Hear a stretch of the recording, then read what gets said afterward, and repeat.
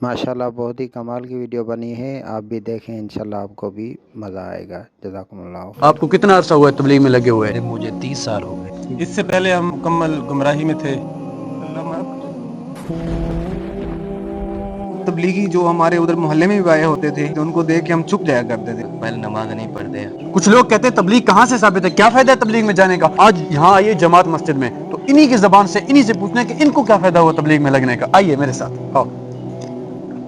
आपको कितना अरसा हुआ है तबलीग में लगे हुए? अल्हम्दुलिल्लाह, अल्लाह के फजल व करम से मुझे 30 साल हो गए। माशाल्लाह, जमात 30 के साल। साथ 30 साल। अच्छा, आपको क्या फायदा हुआ तबलीग से?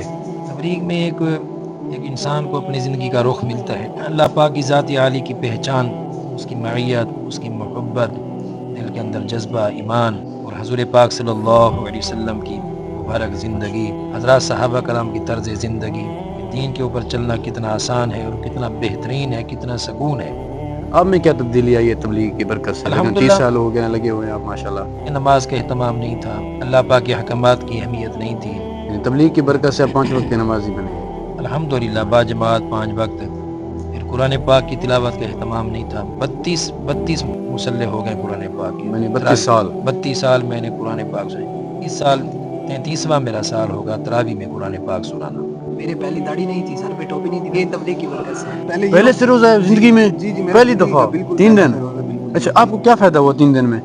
देखें जी, पहले तो तबलीगी जो हमारे उधर मोहल्ले में भी आए होते थे, गश्त पे आते थे, उनको देख के हम चुप जाया करते थे। एंड बहुत मज़ा आया अल्हम्दुलिल्लाह इन लोगों से जुड़ने का। अब कभी नहीं हमने तहज्जुद पढ़ी थी, अब माशाल्लाह 3 दिन हम इधर रहे, हमारी तहज्जुद कज़ा नहीं हुई है और कोई भी नमाज हमारी तकबीर उला से नहीं छूटी है।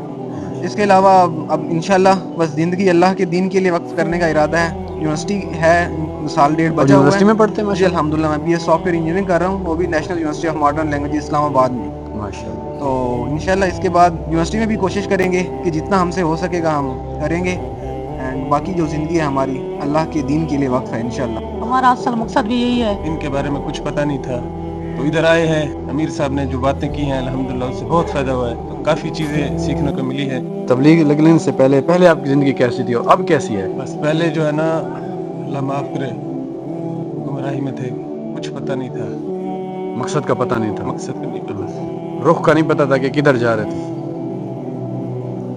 अल्लाह माफ़ करे।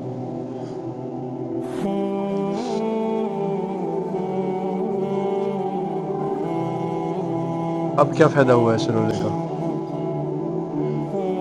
अब अल्हम्दुलिल्लाह सीखने को मिली हैं चीज़ें, इसको कंटिन्यू रखें। मकसद का भी पता चला है। बिल्कुल।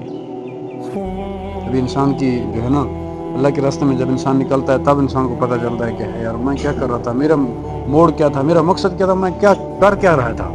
यहाँ आकर बंदे को पता चलता बस है। ऐसी ये तो अर्ज़ी ज़िंदगी है, हमें छोड़ के जाना है एक दिन।